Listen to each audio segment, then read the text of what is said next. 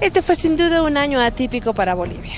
Bloqueos a inicios de años que han generado pérdidas millonarias, bloqueos en las carreteras internacionales que afectaron las exportaciones, bloqueos que generaron la incertidumbre y desabastecimiento en los mercados de Bolivia, pero también medidas por parte del gobierno para sancionar, luchar y abastecer a las familias bolivianas.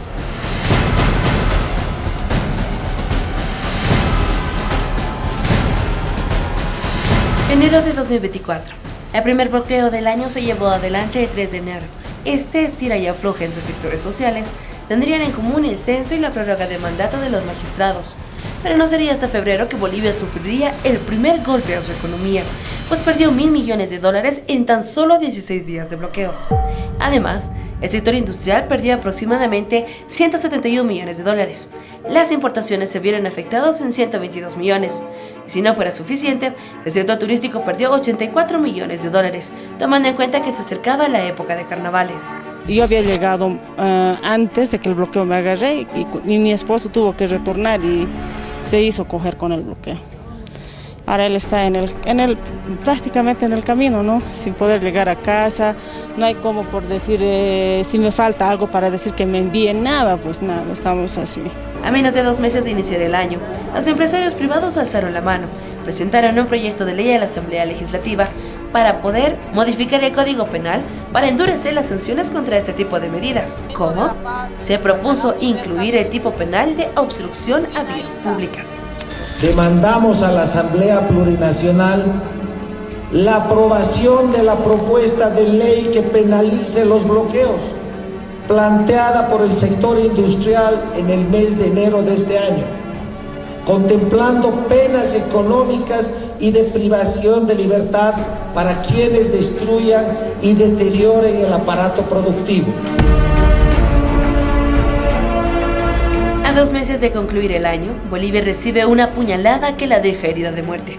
26 días de bloqueos de carreteras en el eje central que pone en riesgo el abastecimiento de alimentos, dificultad en el sector productivo, desabastecimiento de carburantes y, lo más importante, aleja la canasta familiar de los ciudadanos. El derecho a la protesta pacífica está garantizado.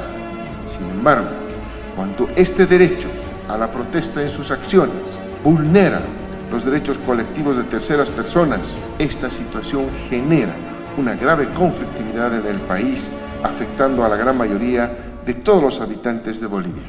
El sector exportador perdió aproximadamente $300 millones. Los empresarios de La Paz reportaron una pérdida de 2.200 millones.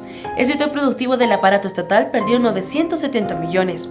La industria avícola perdió $4,5 millones, lo que representa aproximadamente $3.475 millones. Pero no solo es eso, sino le deja la puerta abierta para poder ingresar a una primera fase de crisis económica nacional. O sea, todo el mundo tiene derecho a protestar, todo el mundo tiene derecho a manifestarse, pero no tengo derecho a hacer que tú no trabajes. Ese es el concepto. A pocos días de concluir el año, Bolivia sufrió en poco más de 50 días de bloqueo. Le dejó una pérdida económica de más de $3.000 millones, que representa aproximadamente el 6,67% del PIB nominal de Bolivia del 2023. Este fue el gran golpe de una medida de presión escondida bajo la bandera de una protesta social que le abrió la puerta al país a una crisis económica inminente. Este 2025 el gobierno deberá analizar qué medidas implementar en contra de los bloqueos que han generado un grave daño a la economía nacional. Pero más allá de eso, también la Asamblea Legislativa podrá analizar este proyecto de ley del sector empresarial que busca evitar este tipo de afectaciones no solo a la economía, sino también a las familias bolivianas. En este informe especial, Diana Doria Medina, en la edición y postproducción, Ana Silva. ATV Informa.